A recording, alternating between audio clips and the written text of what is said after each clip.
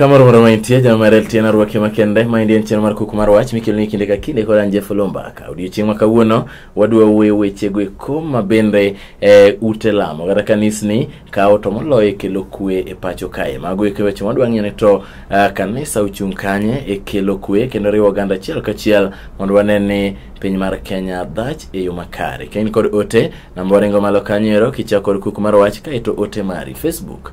Lolwe TV, Twitter at Lolwe TV. Kidwada chela atudinga ulo. Abrumi wendo thuolo mosu, wanyisu nyinge, county ne, kaeto ubrudhi nyime kod Kukumar Watch. Ruaki studio. Ero kamana. Moso ganda maneno TV mara Lolwe, nisigi nyingi, county mari, gima in, kaeto udhi nyime. Amoso u, jogo duto mobedo piny, kendo maneno wa ithuolo machalo kama. Ginyinga ilunga ni Bishop Isidore Mantel. Anyaka nyada kuthidha school Lorateng yudore Homa Bay County. Tomolo mago duto te ajatich Nyasaye e kanisa ma Treasure of God Ministries International motelie gi moluor Prophet John Moel Mapel. Ero kamana henya winjo maber rungyo ka kawuono kod Bishop studio kendo Bishop en amamiyo gana mathoto sepenyane daka kel joma mine bende mondo wukai kata joma nyiri kawuono wayudi Bishop Isidore. Bishop kwa chako mokwongo nyiswa to kanisa ochung' kanye e piny mar Kenya. Wang'eyo ni dinde thoth, wang'eyo ni gimutemo timo en nyiso ganda weche gweko mag Nyasaye. Nyisa to kanisa ne kanye.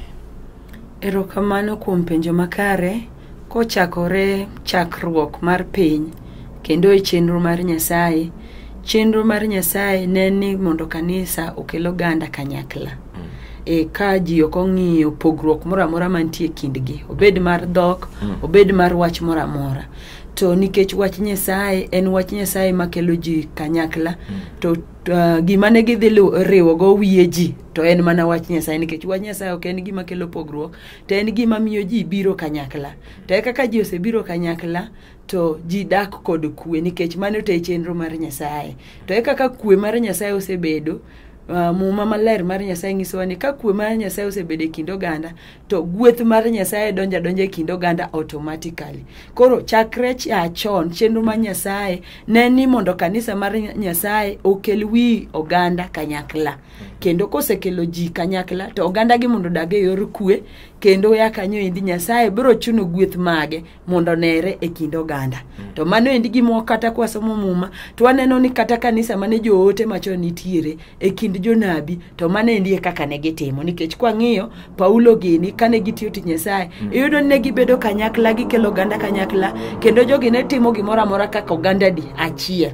Obede yor chiemo, gimoro amora mane gintiere godo ne gi share together.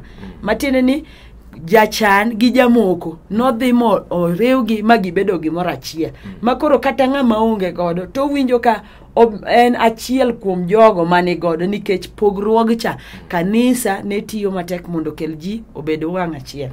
Erokamano nya Bishop Isidore. Gimadwa penji mana kalore kod penjo no ni samoro waseneno ka osecha ute lamo. Kabende wacho ni thothne utemo tiyo kod jo siasa mondo mi un bende ukaw chung' makende. Ma samoro waneno kata kanisa bende wuok oko, giwacho ni wan kaka kanisa waendos ng'ane kata wachung' ni ng'ane emodore mondo odonje kaindi. To moloyo weche gweko mag siasa. Kanisa bonego beni kaw kang' e weche mag siasa. An kaka jatich Nyasaye kendo matiyo tich Nyasaye yo moriere tir, an ang'eyo ni kanisa onego puonj oganda yo moriere tir. Makata kogik e weche mag telo onego puonj oganda, kanisa onego chung' motegno mondo puonj ji yo moriere tir, kata mag kawo telo no, kata mar yiero jatelo makare. To out of puonj makare mochiw ne oganda, kech manende one of the roles mar kanisa ni onego puonj oganda yo moriere tir, maka ng'ato kawo kang' to kawo kang' gi ng'eyo wiye, mokeno kang' ma ng'ato kawo ka pachi opong' kod fu. To rieko ni biro yudore kaluwore gi kaka kanisa chung' motegno neno noguro kare, mise makare, kendo puonj makare madwarore mondo koro ka ji kawo okang' e ngimagi to gikawo okang' moriere tir. To mano endi iyudore ni mane kaka kanisa mar Nyasaye onego bed ni timo. To matiende ni kanisa mok tim mano, mano endi ng'ama obaro kendo oweyo tich mane Kristo oweyo ne kanisa mar Nyasaye.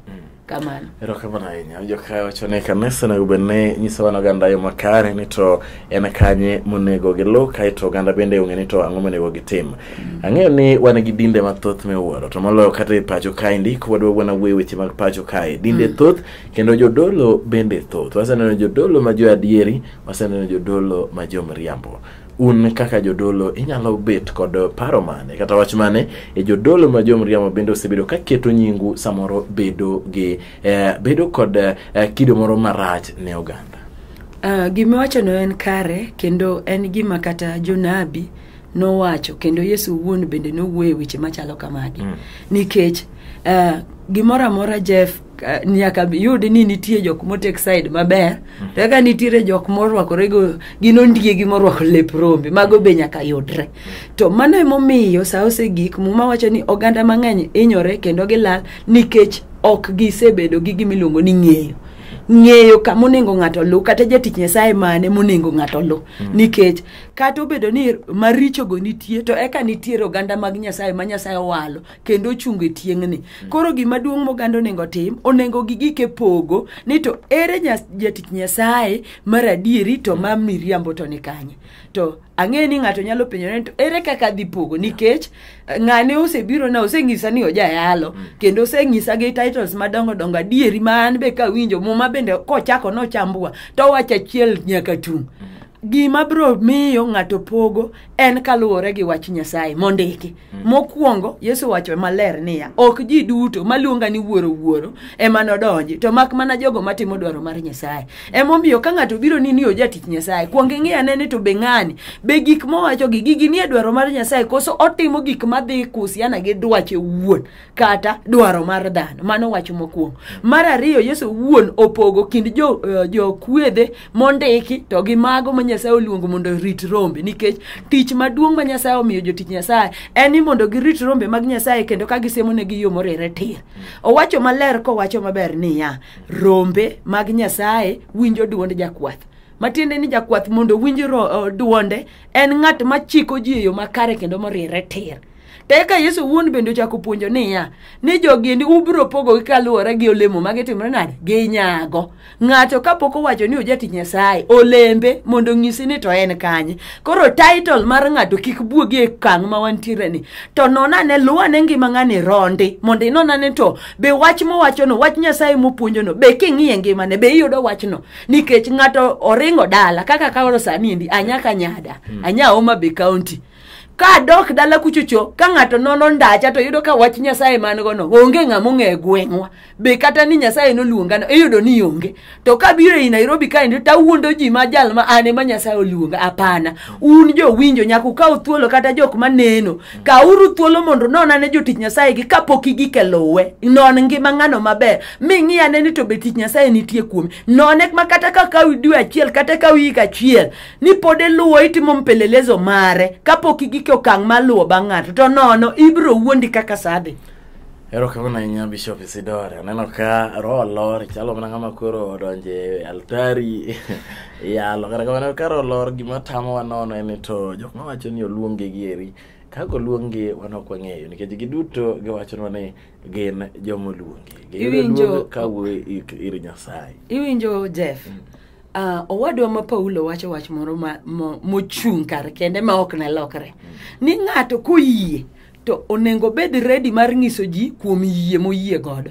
Ok anyal just appear from nowhere ta ng'iso ji ni ajatich Nyasaye nyaka chiw nonro na. Giwacho ni oluongogi. Ya kata koluonga to koro ana wuon nyaka wuoga oko maler mondo ng'is ji nonro na motegno ma ji ng'e luongna ni nikech kata jok manoluonge muma ka Nyasaye oluongo Musa ondike muma wasomo pile waneno kaka Nyasaye noluonge kaka Nyasaye noore ni mondo odhi otimre nade odhi ogol nyithind Israel e twech. Kwa ng'iyo Jeremiah luong mar Nyasaye ok gik mipando kata jok masomo muma ka joti Nyasaye mane Nyasaye oluongo to luong gi nenore ratiro kaka Nyasaye noluongo gi kata e kind ji. Koro ma ng'ato mongo mare ni Nyasaye noluonge to kodwa nyiso ji kaka Nyasaye noluonge, an awuon kaka jati Nyasaye adagi, nikech ka ng'ato wacho ni jati Nyasaye noluonge nyako yangre mong'is ji ni to ere kaka Nyasaye noluonge. Mano wach mokwongo. Mar ariyo nyako ng'is ji ni to weche mage mane Nyasaye ore godo mondo ng'is oganda, nikech you can't be a messenger without a message. Nyaki ng'is ji maler ni to ote mane maduong' mane Nyasaye ong'isi mondo ing'is oganda. Awinji maber Isidora, wabro kawo ywe matin. Aneno ka koro magi gin weche mag jodolo ma bende jomariambo neno ka omiyo iwuok kod ichwang kata iwuok kod pek. Iwacho ni magi gin joma osebedo bende ka chido thuolo nero mag jonabi mago eko ma jo adieri. Ma endi en Kuku mar Wach.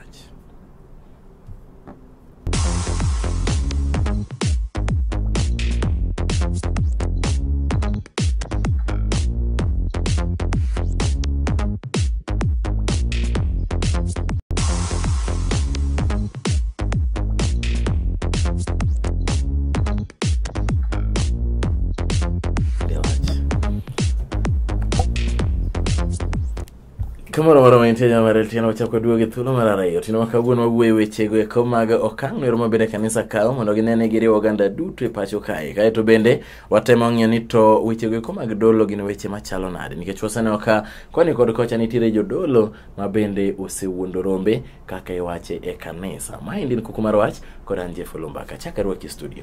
Erokamano. Mos oganda wagiki samoro nitie ma koko yaw TV mare nyalo nuone gi nyingi. Achaka mosi jal moko yudo thuolo mondo one chenro ni maloso kodu ni iluonga ni Bishop Isidore Mantel. Anyaka nyadako thidha, ayudora e county mar Homa Bay. To kopogore gi mano ajatich Nyasaye e dini mar Treasure of God Ministries International motelie gi moluor Prophet John Moel Mapel. Erokamano ahinya Bishop Isidore. Gima koro adwani mondo wadogi achiel kachiel. Aneno ka weche thoth mabende oganda dier mar penji.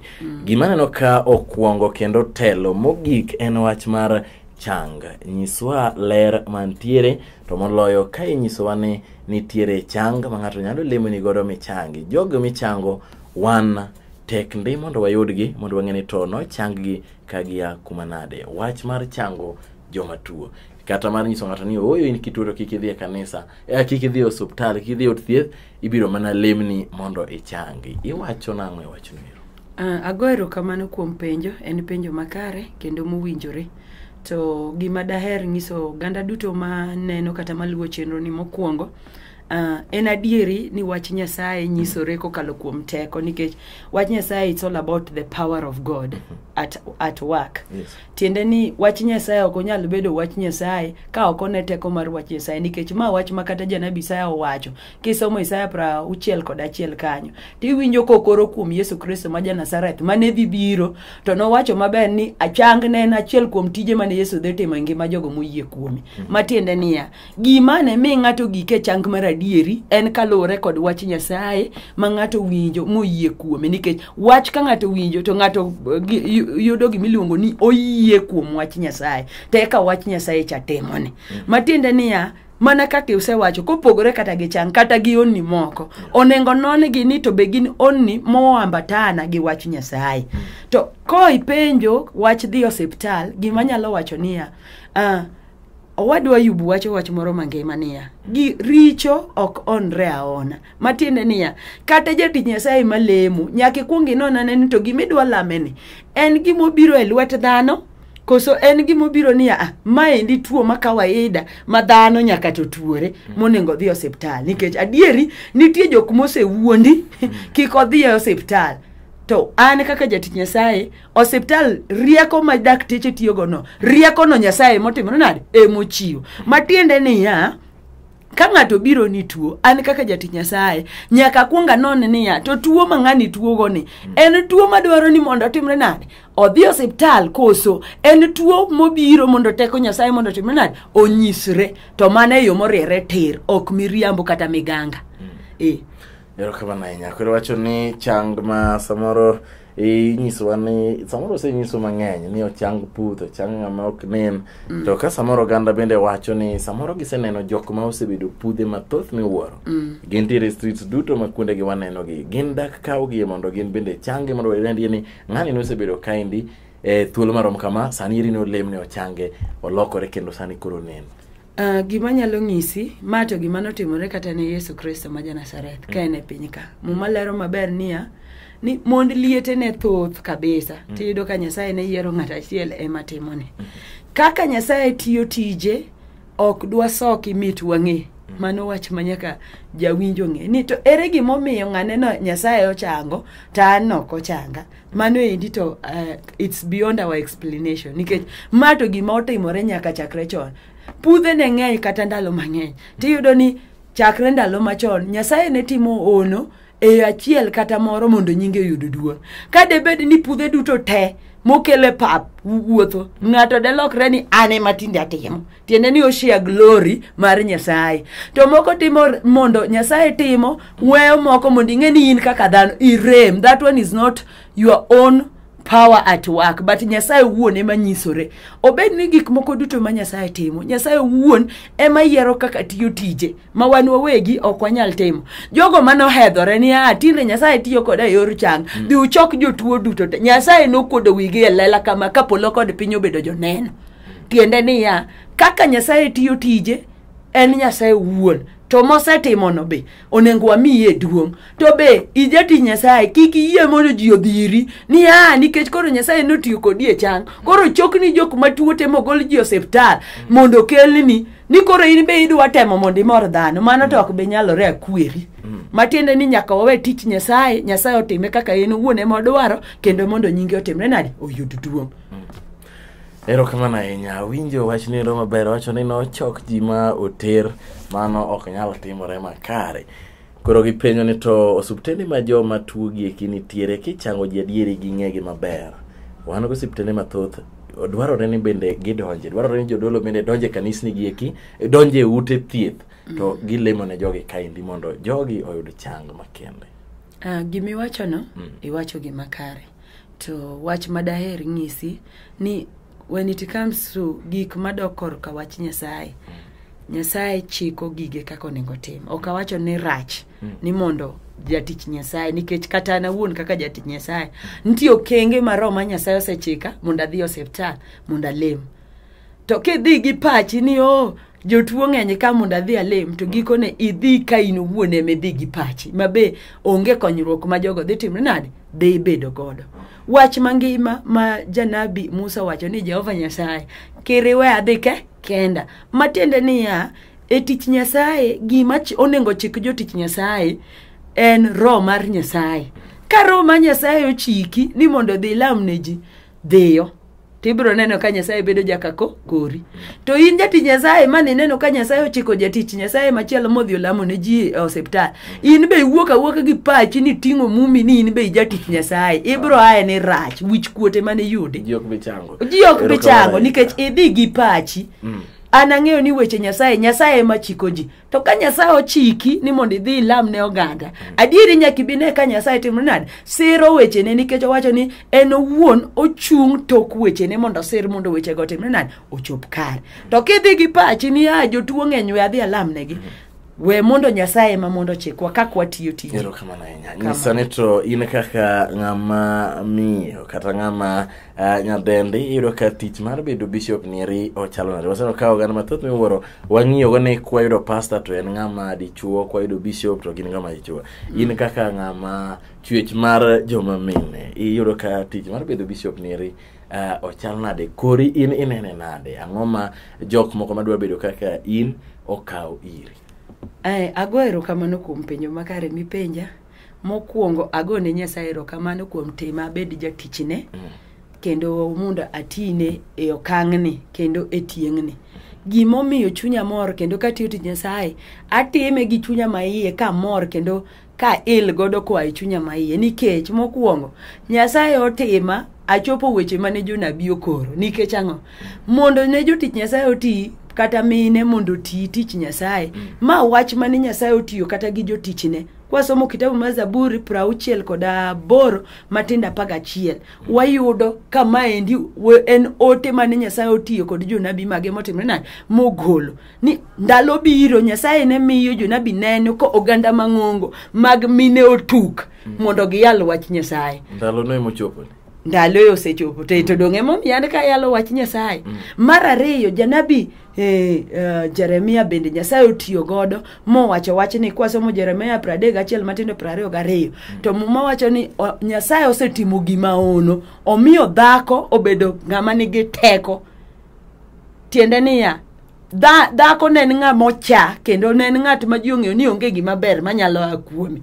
To Nyasaye osetimo gima ono, tiende niya otimo ne ng'ama iluongo ni dhako ono mar tiyo tichne. Ka kuonde moko osebed kichawa ni ng'ama dhako en ng'at monego ling' thi moko onego kata winj duonde, to Nyasaye otimo ono. To wach mar adek madawachi en niya Nyasaye wuon wacho maler kwasomo muma ni ng'ama oyudo dhako to yudo gima ber, oyudo hawi. Tiende niya en hawi maduong' ka nyalo yudore ka mon nyalo chung' motegno mondo yal wach Yesu Kristo ma Ja-Nazareth. Koro an awuon an katimo tich Nyasaye tamor nikech aneno ka weche Nyasaye mochopo kare. Omiyo kata dhako wadwa mawinja sani we bedo ng'ama ngoyo ni beda chalo kombonyola moriwore go fifo amalo chung' motegno yal wach Nyasaye mondo nying Nyasaye oyud duong'. Erokamano ahinya. Wach ni mogik ne oganda pacho kae. Ng'eyo ne sani rebo dhio e yeche mag yiero higa manyien samoro ichwang' koda kwede wuok koni kod kocha. Un kaka jo kanisa kata kaka jatich Nyasaye wach ni mogik manyalo keto oganda obedo kod kwe gibed kod bolruok mondo ka ji dhi e yiero to weche mag kwe emobedie. Ka watieko chenro. Erokamano ne jo Kenya nikech an be aja Kenya. Koro daher wuoyo gi jo Kenya duto kamoro amora ma untiere kopogore gi dhoudi moko duto te. Nyasaye oseriwowa mwabedo gimoro achiel. Omiyo kik wami jachien thuolo ka kelonwa weche koni gi koni mondo pogruok obedi. Kwe mane Nyasaye osesingo ne Kenya nikech Kenya en piny mane Nyasaye ohero kabisa. En piny mane Nyasaye ochano ne kwe kendo Nyasaye nosechungo Kenya ni en kama ji nyalo yudo miech tony. Makau iyudo ka pinje moko onge gi kwe. To Nyasaye nosewalo piny mar Kenya ni en kar buoro, en kar pondo. Omiyo kik waketh chenro mar Nyasaye nikech weche matindo dondi matindo. Kik yie ni mondo ng'ato ti kodi.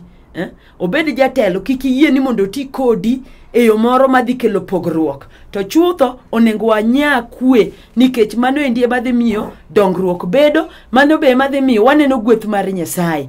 Omiyo kamoro amora ma intiere regardless ni iya e dhok mane to gimoriwa waduto wa jo Kenya. Omiyo kamoro amora ma intiere kineno ng'at madwa ni mondo kel pogruok wan wawegi ema nyaka wakuong wakwed wach machalo kamano. Matiende ni kamoro amora chakre on the ground kacha wan ema nyaka wawuok motegno mondo waked gi wach pogruok. To mano endi wadhi miyo nying Nyasaye yudo duong' e dierwa kendo kwe mane Nyasaye ochano ne jo Kenya biro chopo kare. Koro kamoro amora mentie akwayo nu jo Kenya ni kamoro wadaguru gi kwe.